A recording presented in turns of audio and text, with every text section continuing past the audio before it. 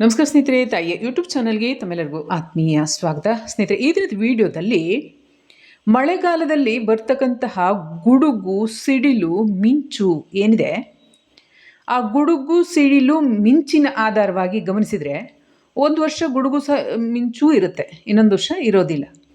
ಇಂತಹ ಒಂದು ಘಟನಾವಳಿಗಳು ಪ್ರಾಕೃತಿಕವಾಗಿದ್ದು ಅದು ಭೂಮಿ ಮೇಲೆ ಇರ್ತಕ್ಕಂತಹ ಮನುಷ್ಯರ ಮೇಲೆ ಯಾವ ರೀತಿಯಾದಂಥ ಪರಿಣಾಮಗಳನ್ನು ಬೀರುತ್ತೆ ಅನ್ನೋದನ್ನು ನಾವು ವಿಡಿಯೋದಲ್ಲಿ ನೋಡೋಣ.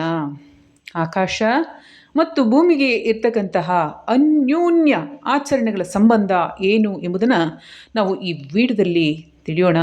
ವಿಡಿಯೋ ಇಷ್ಟ ಲೈಕ್ ಮಾಡಿ, ಶೇರ್ ಮಾಡಿ, ಕಮೆಂಟ್ ಮಾಡಿ, ಚಾನಲ್ನ ಸಬ್ಸ್ಕ್ರೈಬ್ ಮಾಡ್ಕೊಳ್ಳಿ ಅಂತ ಹೇಳ್ತಾ ಈ ವಿಡಿಯೋ ನಾನು ಮುಂದುವರಿಸೋದಕ್ಕೂ ಮುಂಚೆ ಯಾರಿಗಾದರೂ ಸಮಸ್ಯೆಗಳಿದ್ದಂಥ ಪಕ್ಷದಲ್ಲಿ ಯಂತ್ರ, ಮಂತ್ರ, ತಂತ್ರ, ವಾಮಾಚಾರಕ್ಕೆ ಸಂಬಂಧಪಟ್ಟಂತೆ, ಧ್ಯಾನ, ಯೋಗ, ಮುದ್ರಾಭ್ಯಾಸ, ಕುಂಡಲಿನಿ ಶಕ್ತಿ ಜಾಗೃತಿಗೆ ಸಂಬಂಧಪಟ್ಟಂತೆ ಸಮಸ್ಯೆಗಳಿದ್ದರೆ 6364205078 ಈ ನಂಬರ್ಗೆ ಕರೆ ಮಾಡಿ ಕನ್ಸಲ್ಟೇಷನ್ ತೊಗೊಂಡು ಮಾತನಾಡ್ಬೋದು.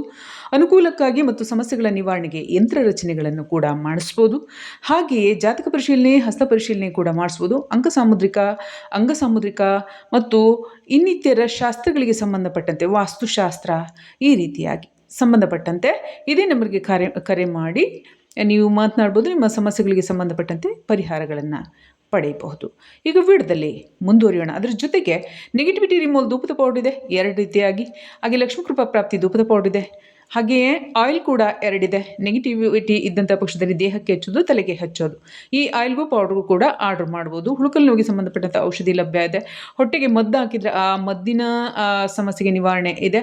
ಹಾಗೆಯೇ ಔಷಧಿ ಲಭ್ಯ ಇದೆ. ಮಕ್ಕಳು ವಿದ್ಯಾಭ್ಯಾಸವನ್ನು ಸರಿಯಾಗಿ ಮಾಡ್ತಾ ಇಲ್ಲ ಅಂದರೆ, ಅಥವಾ ಯಾರಿಗಾರು ಬುದ್ಧಿ ಚುರುಕಿಲ್ಲ, ಮರೆವು, ಇಂಥ ಸಮಸ್ಯೆಗಳಿದೆ ಅಂದರೆ ಆ ಸಮಸ್ಯೆ ನಿವಾರಣೆಗೆ ಔಷಧಿ ಕೂಡ ಲಭ್ಯ ಇದೆ. ನೀವು ಆರ್ಡರ್ ಮಾಡಿ ಪಡೆದುಕೊಳ್ಬೋದು. ಈಗ ಹೇಳಿದಂಥ ನಂಬರ್ಗೆ ಕಾಂಟ್ಯಾಕ್ಟ್ ಮಾಡ್ಬೋದು. ಈಗ ವಿಡಿಯೋದ ವಿಚಾರದಲ್ಲಿ ಮುಂದುವರಿಯೋಣ. ಮಳೆಗಾಲದಲ್ಲಿ ಬರ್ತಕ್ಕಂತಹ ಗುಡುಗು, ಸಿಡಿಲು, ಮಿಂಚು ಏನಿದೆ, ಅದು ವೈಜ್ಞಾನಿಕವಾಗಿ ಗಮನಿಸಿದಂತಹ ಪಕ್ಷದಲ್ಲಿ, ಹೇಳಿಕೆಗಳ ಪಕ್ಷದಲ್ಲಿ ಮಾನವ ಸೀಮಿತ ಬುದ್ಧಿಯುಳ್ಳವ.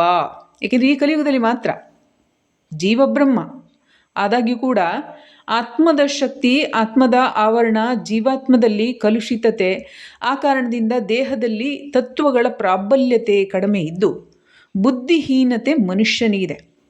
ಆ ಕಾರಣದಿಂದ ಮನುಷ್ಯ ಯಾವುದೇ ವೈಜ್ಞಾನಿಕ ಎಂಬ ಹೆಸರಿನೊಂದಿಗೆ, ವಿಶ್ಲೇಷಣೆಯೊಂದಿಗೆ, ಮೋಡಗಳ ಘರ್ಷಣೆಯಿಂದ ಗುಡುಗು, ಸಿಡಿಲು, ಮಿಂಚು ನಿರ್ಮಾಣವಾಗುತ್ತದೆ ಎಂಬ ವಿಷಯಗಳನ್ನು ಹೇಳ್ತಾರೆ.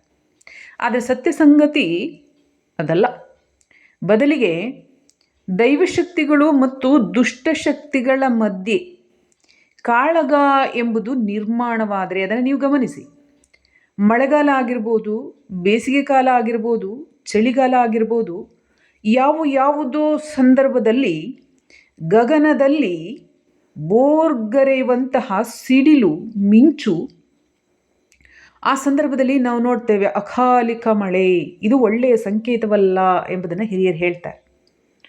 ಅಕಾಲಿಕವಾದಂತಹ ಒಂದು ಮಳೆಯ ಉತ್ಪನ್ನತೆಯಿಂದ ಅಥವಾ ಗುಡುಗು ಮಿಂಚಿನಿಂದ ಬೆಳೆಗಳ ಹಾಳಾಗೋದಾಗ್ಬೋದು, ವಾತಾವರಣದಲ್ಲಿ ರೋಗ ರುಜಿನಗಳು ಮನುಷ್ಯನಿಗೆ ಬರ್ತಕ್ಕಂಥದ್ದಾಗ್ಬೋದು, ವಾತಾವರಣದಲ್ಲಿ ವೈಪರೀತ್ಯಗಳು ಉಂಟಾಗ್ತಕ್ಕಂಥದ್ದನ್ನು ನೀವು ಕಂಡೇ ಇರ್ತೀರಿ. ಇದನ್ನೆಲ್ಲ ನಾನು ಹೇಳೋದು ಬೇಕಾಗಿಲ್ಲ, ಯಾಕೆಂದರೆ ಭೂತಕಾಲದಲ್ಲಿ ನಡೆದು ಹೋಗ್ಬಿಟ್ಟಿದ್ದಾವೆ.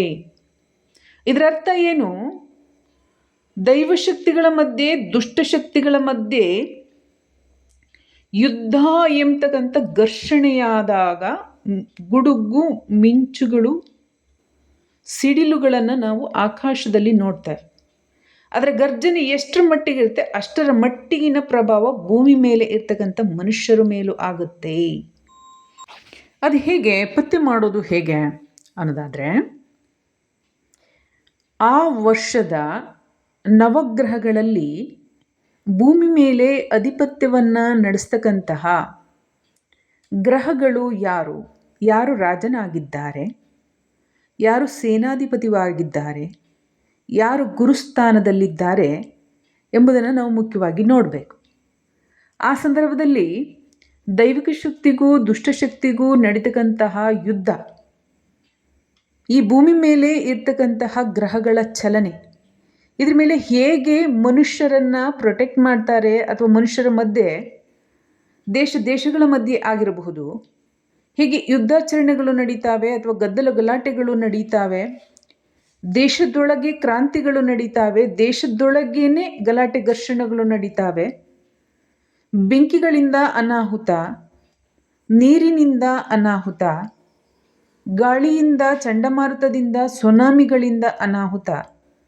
ಅದು ಮನುಷ್ಯನೇ ಕ್ರಿಯೇಟ್ ಮಾಡಿರೋದಾಗಿರ್ಬೋದು ಅಥವಾ ಪ್ರಕೃತಿಯಿಂದಾನೇ ಆಗ್ತಿರೋದಾಗಿರ್ಬೋದು.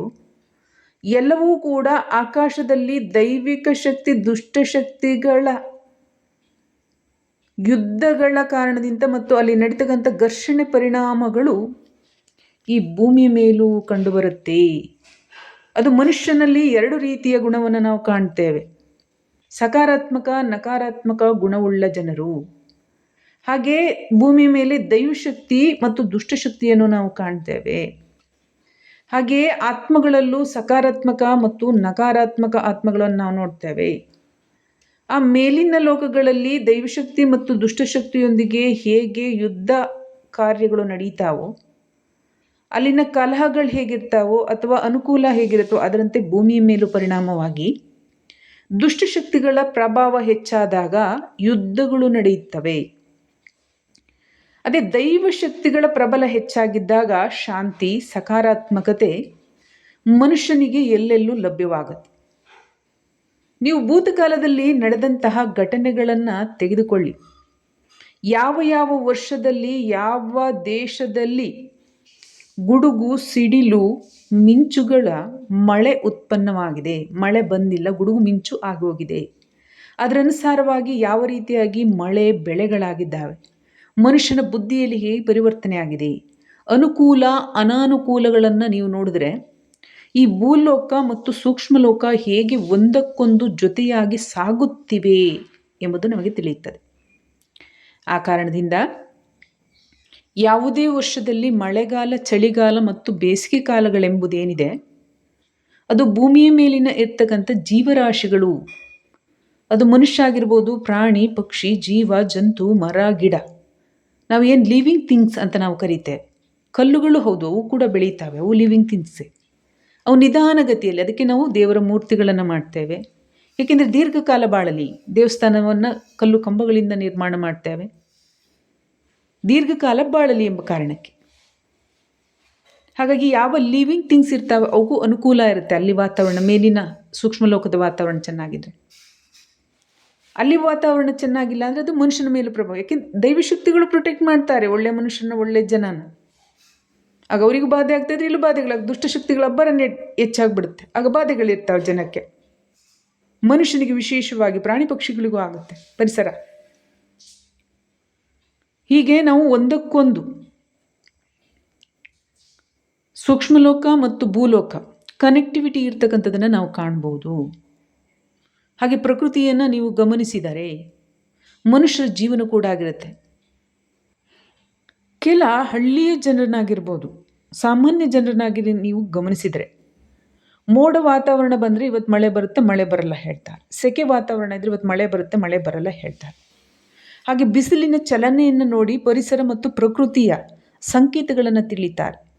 ಭೂಮಿಯೊಳಗಿರ್ತಕ್ಕಂಥ ಈ ಇರುವೆಗಳು ಮೇಲ್ಮುಖದಲ್ಲಿ ಬಂದರೆ, ಅಥವಾ ಕೆರೆಯಲ್ಲಿರುವ ಅಥವಾ ಹೊಳೆಯಲ್ಲಿರುವ, ಬಾವಿಯಲ್ಲಿರುವ, ಹೊಳೆಯಲ್ಲ ಅಥವಾ ಹೊಳೆಯಲ್ಲೂ ಇರ್ತಾವೆ ಕಪ್ಪೆಗಳು, ಆ ಕಪ್ಪೆಗಳ ಕಲರವದಿಂದ ಪರಿಸರದ ಚರಿತ್ರೆಯನ್ನು, ಕಥೆಯನ್ನು, ಕಾರ್ಯವನ್ನು ವಿಶ್ಲೇಷಣೆಯನ್ನು ಮಾಡ್ತಾರೆ, ತಿಳಿತಾರೆ. ಕಾರಣ ಏನು? ಪ್ರಕೃತಿ ಮತ್ತು ಜೀವಗಳ ಮಧ್ಯೆ ಅನುಬಂಧವಿದೆ. ಹಾಗೆ ಸೂಕ್ಷ್ಮಲೋಕ ಮತ್ತು ಮನುಷ್ಯ ಲೋಕಕ್ಕೆ ಸಂಬಂಧಪಟ್ಟಂತೆ ಅವಿಭಾಜ್ಯ ಸಂಪರ್ಕವಿದೆ. ಅಂದರೆ ಅದನ್ನು ವಿಭಾಗಿಸಲಿಕ್ಕೆ ಆಗೋದಿಲ್ಲ, ಡಿವೈಡ್ ಮಾಡಲಿಕ್ಕೆ ಆಗೋದಿಲ್ಲ. ಹೇಗೆ? ಗಾಳಿಯನ್ನು ಡಿವೈಡ್ ಮಾಡಿ ತೋರಿಸಿ, ಬೆಳಕನ್ನು ಡಿವೈಡ್ ಮಾಡಿ ತೋರಿಸಿ, ಎಂಥ ಅಚಲ ಶಕ್ತಿ ಅಲ್ಲವೇ? ಇಲ್ಲ ನಾನು ಗೋಡೆ ಕಟ್ತೀನಿ, ಬೆಳಕು ಡಿವೈಡ್ ಆಗಿದೆ, ಆ ಕಡೆ ಬೆಳಕಾಯಿತು, ಈ ಕಡೆ ಗೋಡೆ ಇದ್ದಲ್ಲಿ ಬೆಳಕಿಲ್ಲ. ಯಾವಾಗ? ಆಗಲೇ ಯಾವಾಗಿರೋದಿಲ್ಲ. ನೀವೇನಾದರೂ ಅದಕ್ಕೆ ಛತ್ರಛಾಯೆ RCC ಹಾಕಿದ್ರೆ, ಹಂಚು ಹಾಕಿದ್ರೆ, ಇದು ಈ ರೀತಿ ಇದ್ದಾಗ ಮಾತ್ರ ಇರುತ್ತೆ. ಬರೀ ಗೋಡೆ ಕಟ್ಟಿದ್ರೆ ಬೆಳಕು ಡಿವೈಡ್ ಆಗೋದು. ಹಾಗೆ ಪರಿಸರದಲ್ಲಿ ನೀವು ಗಮನಿಸಿ, ಬೆಳಕನ್ನು ಡಿವೈಡ್ ಮಾಡಲಿಕ್ಕೆ ಆಗೋದಿಲ್ಲ, ವಾಯುವನ್ನು ಡಿವೈಡ್ ಮಾಡಲಿಕ್ಕೆ ಆಗೋದಿಲ್ಲ. ಹಾಗೆ ಭೂಮಿ ಏನು ಅಸ್ತಿತ್ವದಲ್ಲಿದೆ ಅದರ ಚಲನಶಕ್ತಿಯಿಂದ ಅದು ಡಿವೈಡ್ ಆಗುತ್ತೆ ಹೊರತು ಮನುಷ್ಯ ಡಿವೈಡ್ ಮಾಡಲಿಕ್ಕೆ ಆಗೋದಿಲ್ಲ. ಆಕಾಶ ಡಿವೈಡ್ ಮಾಡಲಿಕ್ಕೆ ಆಗೋದಿಲ್ಲ ಇಲ್ಲಿವರೆಗೆ. ಅಗ್ನಿಯನ್ನು ಬೇಕಾದ್ರೆ ನೀವು ನೋಡಿ, ಪರಿಸರದಲ್ಲಿ ಇರ್ತಕ್ಕಂಥ ಬೆಳಕೆ ಒಂದು ಅಗ್ನಿ, ಅದನ್ನು ಡಿವೈಡ್ ಮಾಡಲಿಕ್ಕೆ ಆಗೋದಿಲ್ಲ. ಹಾಗೆಯೇ ಸೂಕ್ಷ್ಮಲೋಕ ಮತ್ತು ಮಾನವ ಲೋಕ ಎಂಬತಕ್ಕಂಥದ್ದೇನಿದೆ, ಅವು ಒಂದಕ್ಕೊಂದು ಸಂಪರ್ಕದಿಂದ ಕೂಡಿದೆ, ಅವಿಭಾಜ್ಯದಿಂದ ಕೂಡಿದೆ. ಇದನ್ನು ಡಿವೈಡ್ ಮಾಡಲಿಕ್ಕೆ ಆಗೋದಿಲ್ಲ. ಅದರಿಂದಾಗ ಅಲ್ಲಿನ ಘಟನಾವಳಿಗಳು ಸೀದಾ ನೇರವಾಗಿ ಮನುಷ್ಯನ ಜೀವದ ಮೇಲೆ ಪ್ರಭಾವವನ್ನು ಬೀರುತ್ತದೆ. ಯಾರಾದರೂ ಸರಿ 1-2 ವರ್ಷ 3 ವರ್ಷ ಈ ಸೂಕ್ಷ್ಮ ಲೋಕದಲ್ಲಿ ನಡೀತಕ್ಕಂಥದ್ದು, ವಿಶೇಷವಾಗಿ ಮಳೆಗಾಲದಲ್ಲಿ ನಡೀತಕ್ಕಂತಹ ಗುಡುಗು, ಸಿಡಿಲು, ಮಿಂಚನ್ನು ಗಮನಿಸಿ, ಹಾಗೆ ಆ ವರ್ಷದಲ್ಲಿ ಧರೆಯನ್ನು ಆಳುವ ಗ್ರಹಗಳನ್ನು ಗಮನಿಸಿ. ಯಾರು ರಾಜನಾಗಿದ್ದಾರೆ, ಸೇನಾಧಿಪತಿ ಆಗಿದ್ದಾರೆ, ಮಂತ್ರಿ ಆಗಿದ್ದಾರೆ, ಅವರು ಯಾವ ಗ್ರಹಗಳು, ಅವರ ಶಕ್ತಿ ಏನು, ಈಗ ಗುರುಗ್ರಹ ಇದ್ದರೆ ಹೇಗೆ ನಡೆಸ್ತಾರೆ, ಹಾಗೆ ಸಂವತ್ಸರಗಳು, ಕ್ರೋಧ ಸಂವತ್ಸರ ಇದು, ಎಷ್ಟು ಯುದ್ಧಗಳಾಗ್ತಾ ಇದೆ, ಹಾಗೆ ಆ ಸಂದರ್ಭದಲ್ಲಿ ಯಾರ್ಯಾರು ಇರ್ತಾರೆ ಅನ್ನೋದನ್ನು ನೀವು ಗಮನಿಸಿದ್ರೆ, ಗ್ರಹಗಳು ಹೇಗೆ ಡಿಫೆಂಡ್ ಮಾಡ್ತಾರೆ ಇಲ್ಲ ಅಂತ ಒಂದು ಯುದ್ಧಗಳನ್ನ ರಚನೆ ಮಾಡ್ತಾರೆ. ಹೀಗೆ ಗ್ರಹಗಳು ಶಾಂತ ವಾತಾವರಣವನ್ನು ಮತ್ತು ಮನುಷ್ಯ ಕುಲಕ್ಕೆ ಅನುಕೂಲವನ್ನು ನೀಡ್ತಾರೆ. ಇಲ್ಲ ಆ ಸಂದರ್ಭದಲ್ಲಿ ಏನಾದರೂ ಲೆಕ್ಕಾಚಾರ ಇದ್ದರೆ ಅದನ್ನು ಲೆಕ್ಕಾಚಾರವನ್ನು ಮಾಡಿಸ್ತಾರೆ ಘಟನಾವಳಿಗಳ ಸಮೇತ. ಅದಕ್ಕೆ ನಾವು ಹೇಳ್ತೇವೆ ಸುನಾಮಿ, ಭೂಕಂಪ, ವಾಯುವಿನಿಂದ ಹಾನಿ, ಮಳೆಯಿಂದ ಹಾನಿ, ಹಾಗೆ ಭೂಮಿ ಅರ್ಥಕ್ವಿಕ್ ಆಗ್ತಕ್ಕಂಥದ್ದು, ಜ್ವಾಲಾಮುಖಿ ಆಗ್ತಕ್ಕಂಥದ್ದು, ಈ ರೀತಿಯಾಗಿ ಘಟನೆಗಳನ್ನು ನಡೆಸಿ ಜೀವದ ಕರ್ಮಗಳ ಲೆಕ್ಕಾಚಾರವನ್ನು ಮಾಡ್ತಾರೆ. ಪ್ರಕೃತಿ ಮತ್ತು ಪ್ರಕೃತಿಯಿಂದ ನಿರ್ಮಾಣವಾಗಿರ್ತಕ್ಕಂಥ ಪಂಚತತ್ವದ ಈ ಮನುಷ್ಯ ಒಂದಕ್ಕೊಂದು ಸಂಬಂಧವನ್ನು ಹೊಂದಿವೆ. ಹಾಗಾಗಿ ಪರಿಸರದ ಜೊತೆ ಚೆನ್ನಾಗಿ ಜೀವ ನಡ್ಕೊಂಡ್ರೆ ಹಾಗೆ ಉತ್ತಮ ಫಲವಿದೆ. ಪರಿಸರವನ್ನು ಹಾಳು ಮಾಡಿದ್ರೆ ಹಾನಿ ಇದೆ.